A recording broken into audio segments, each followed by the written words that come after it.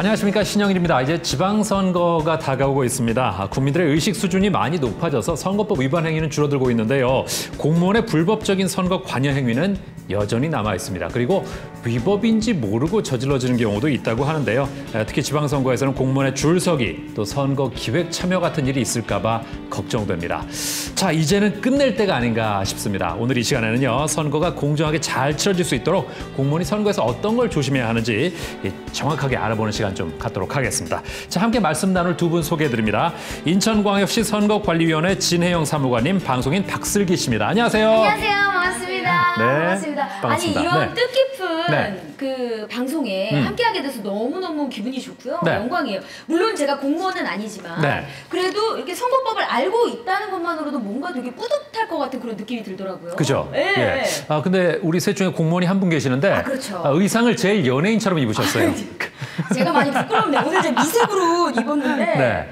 작아지네요, 제가. 아, 네. 오늘 심하게 신경 쓰고 나오셨는데. 이 가운데 자줏빛이 들어가는 게 쉽지가 그러니까요. 않거든요. 이게 코디를 딱 받은 그런 느낌이거든요. 그러니까요. 예. 이거 가운데 자수도 들어가 있고. 아, 그러니까요. 야, 이거 찡찡 박혀 있다고 하죠? 네네. 예. 아니, 오늘 특별히 신경을 쓰고 나오신 건가요? 네, 저희는 방송에 출연하는 일이 별로 없기 때문에 네. 네, 최대한 신경을 쓰고 나왔습니다. 괜찮나요? 아, 멋집니다. 예. 근데 어쩜 그렇게 떨지도 않으세요? 네. 아, 지금 속으로 많이 떨고 있습니다. 아, 그래요? 네. 되게 담담하신데. 방송이 처음이세요, 혹시? 아, 아니요. 뭐 처음이긴 한데요. 네. 네.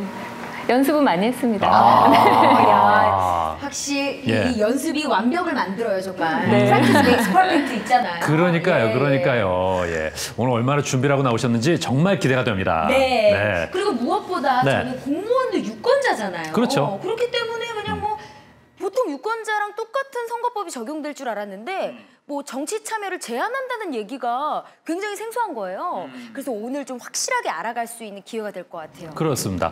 그부터 여쭤보죠. 왜 공무원의 선거 관여나 정치 참여를 제한하는 건가요? 네, 바로 공무원의 선거 중립 의무 때문인데요.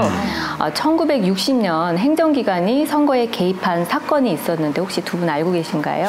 60년 되면 너무 까마득한데요. 저 86년생이거든요. 네. 86 호랑이 띠여서. 네, 네. 제가 말씀드리겠습니다. 네. 네, 3.15 부정선거인데요. 아, 이승만 전 건데요. 네, 네, 아. 맞습니다. 네, 3.15 부정선거에 대한 반성적 고려에서 네, 공무원의 선거 중립 의무가 처음 도입되었습니다. 네, 우리 헌법에는 공무원은 국민 전체를 위한 봉사자라고 규정되어 있어서 특정 정파나 이해관계를 따르지 않아야 하는데요. 공무원이 선거에 개입하게 되면 그 직무와 직위의 영향력이 커서 선거 결과에 영향을 미칠 수 있기 때문입니다. 그래서 공직선거법에서 공무원의 선거 중립 의무를 엄격하게 규정하고 있는 거군요. 네, 맞습니다. 선거의 공정성을 담보하기 위한 것인데요. 또 이 밖에도 공무원의 선거 관여, 선거 운동, 그리고 선거에 영향을 미치는 행위를 금지하고 있습니다. 근데 또 생각을 해보니까 네. 공무원의 그 뭐 직급이랄까요? 종류도 굉장히 많잖아요. 그렇죠, 그렇죠. 예. 그럼 모든 공무원이 다 이 선거 운동이나 또 정치 참여를 제한받게 되는 건가요? 아, 네, 그건 아니고요. 모든 공무원이 선거운동을 할 수 없는 것은 아닙니다. 국회의원이나 지방의원 외에 정무직 공무원을 제외하고 정당의 당원으로 가입할 수 있는 공무원은 선거운동을 할 수가 있습니다. 아, 그렇군요. 근데 공무원은 아니지만 사립학교 교사나 통장, 주민자치위원 같은 분도 선거운동이나 선거에 영향을 미치는 행위를 할 수 없는 걸로 알고 있는데요. 오, 그래요? 예. 네, 맞습니다. 그런 분들은 공무원 신분은 아니지만 공적 지위에 있는 자들로서 선거에 영향을 미칠 수 있기 때문에 똑같이 제한하고 있는 것입니다. 네. 공무원이 아닌데 왜 제한을 하지 했는데 그런 또 이유가 있었군요. 그러면 조금 더 구체적인 사례, 또 예를 들어서 설명을 해드리면 좀 많은 분들이 이해가 수월하실 것 같거든요. 네, 그래서 제가 이해를 좀 쉽게 하기 위해서 영상을 하나 준비했는데요. 같이 보시죠. 네.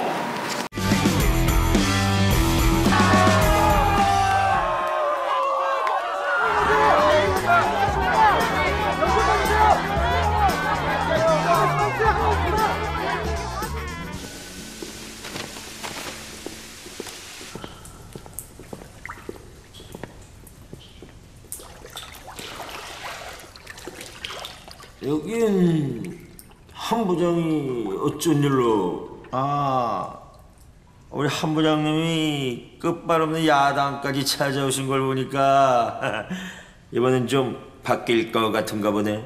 안 바뀔 것 같아서 온 건데. 예?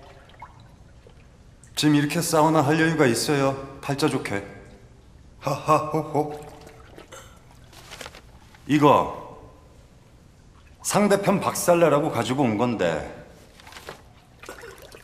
하는 짓들 보니 겁나네. 쓸데없는 짓 하는 걸까 봐.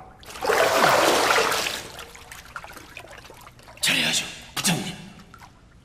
잘 쓰세요. 차분히, 천천히. 쓸데없이 여유 부리지 말고. 예.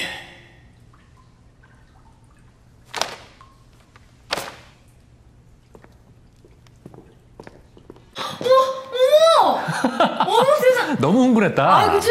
예. 아니 지금 너무 아침이라 예. 제가 지금 긴장을 놓고 있었는데 우리 인성 오빠랑 우성 오빠 나오는 순간 내가 너무 긴장 빡대네. 제가 진짜 재밌게 본 영화거든요. 더킹. 네. 맞죠, 더킹. 예. 네. 아니 근데 이게 제가 검사 얘기로만 좀 집중을 해서 봤는데 여기 선거 얘기가 있었나요? 맞아요. 네, 예, 그 선거 부분이 얘기가 등장합니다. 있었구나. 예, 그러니까 이게 뭐냐면 검사인 정우성 씨가 정권 교체 시기 굉장히 민감할 때 자기들 라인 쪽의 대통령 후보자의 약점이 담긴 내부 자료를 이렇게 몰래 전달하는 그런 장면이 나와요. 맞아, 서류 봉투 같은 거. 그러니까요. 예. 근데 만약에 선거 중립 의무가 없다면 이런 일들이 실제로 일어날 수도 있는 거 아니에요?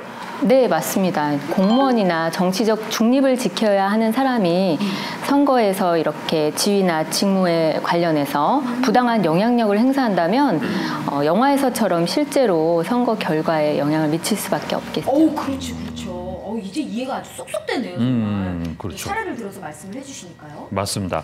근데 저 영화에서처럼 그 자기가 지지하는 후보자를 당선시키기 위해서 뭐 위반 행위를 하는 경우도 있지만 이게 위반인지 모르고 하는 경우도 있는 것 같아요. 대개가 그렇죠, 근데. 예.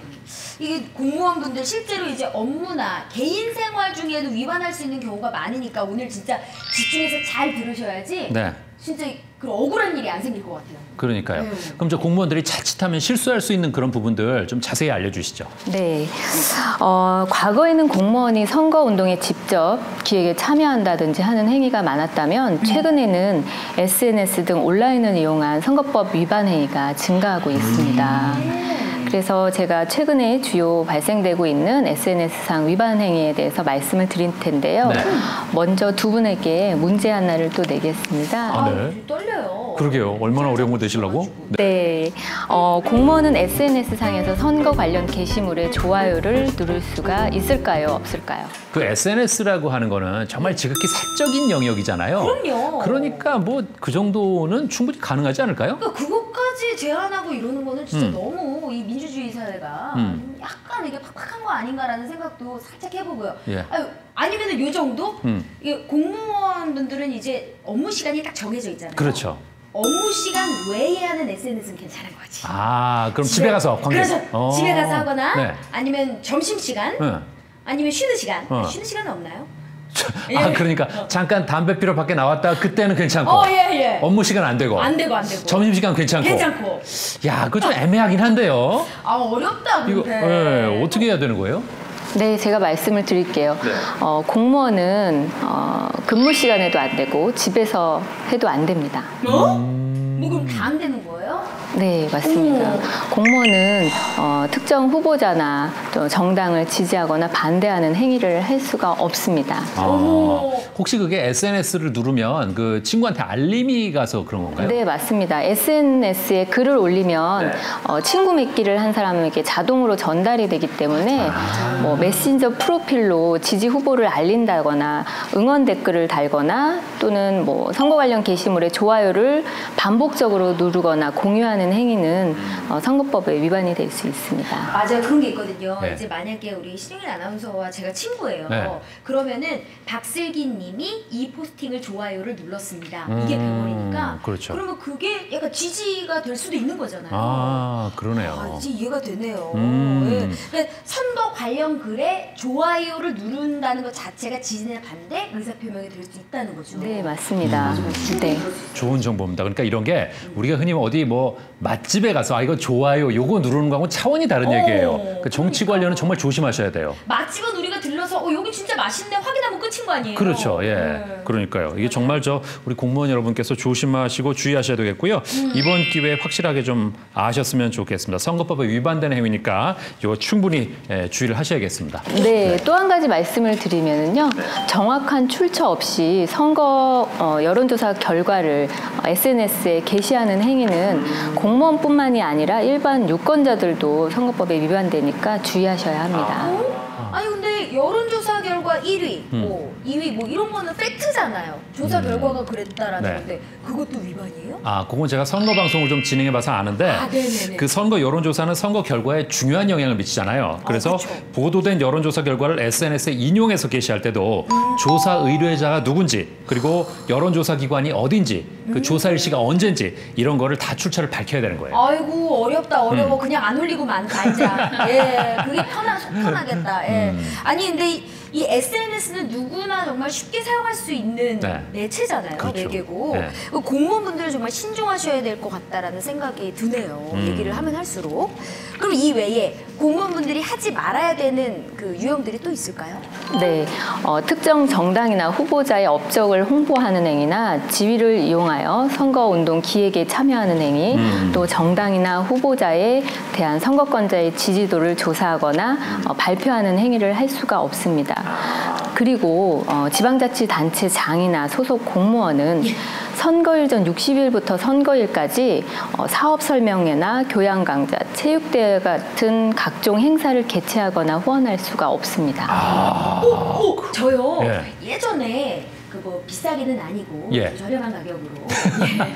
그 지자체 뭐 행사였거든요. 네네. 근데 저를 이제 MC로 이제 좀 섭외를 하고 싶다 전화를 받아서 좋습니다 가겠습니다 했는데 갑자기 뭐 선거 때문에 취소를 해야 되는 상황이 있었거든요. 저런. 그것도 혹시 지금 말씀 주신 거랑 관련이 있을까요? 네, 맞습니다.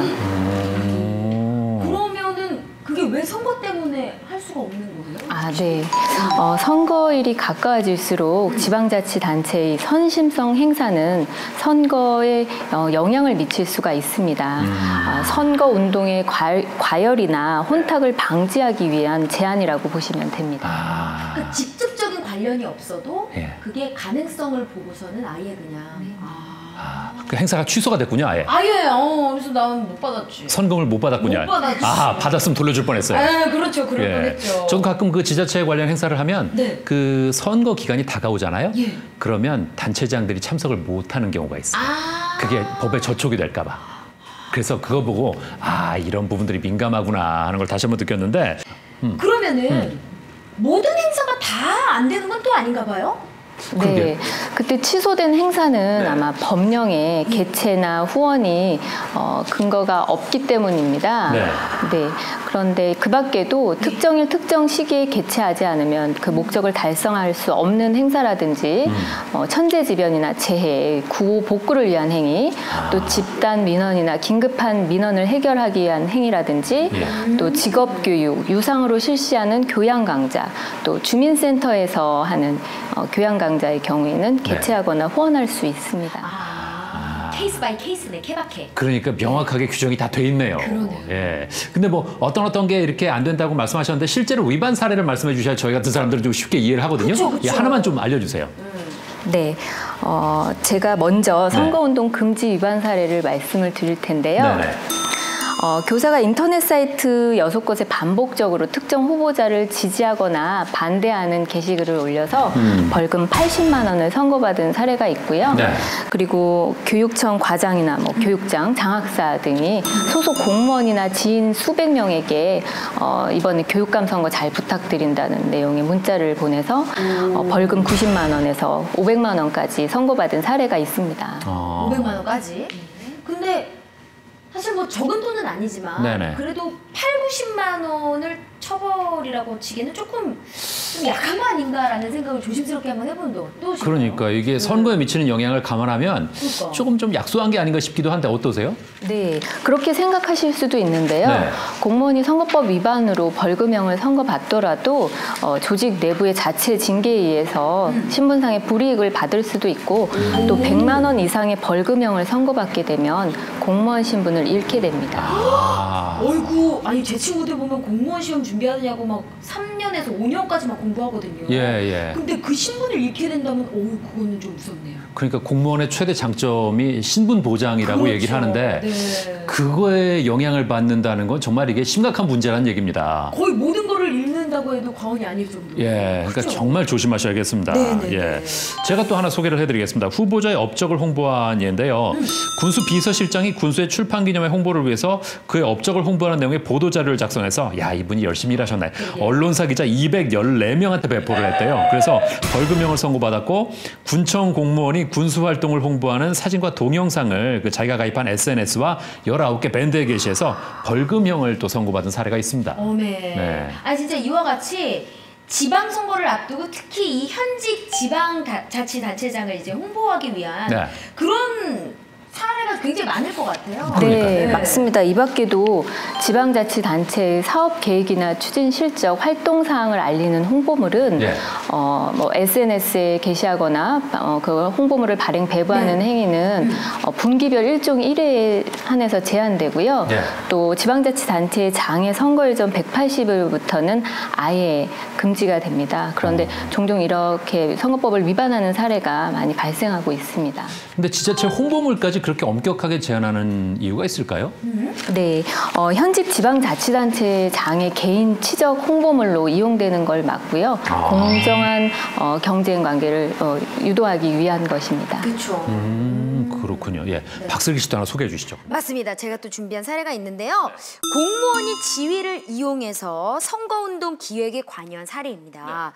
시장이 소속 공무원에게 자신의 선거운동 기획 관여를 지시하고 소속 공무원과 함께 선거홍보 대책회의를 개최한 사건으로 시장은 150만 원, 선거 홍보나 선거 공약서 기획 제작에 참여한 공무원은 80만 원, 선거 홍보 영상 제작 및 촬영에 참여한 공무원은 70만 원의 벌금형을 선고받았다고 합니다.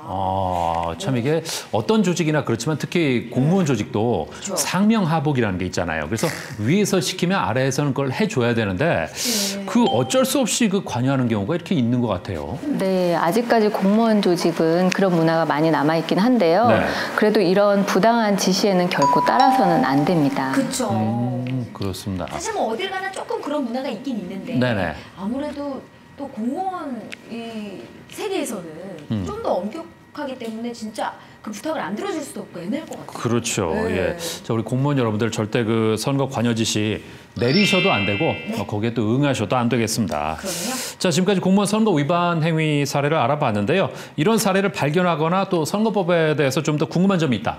어떻게 해야 될까요? 네, 전국 어디서나 국번 없이 1390으로 전화하시면 됩니다.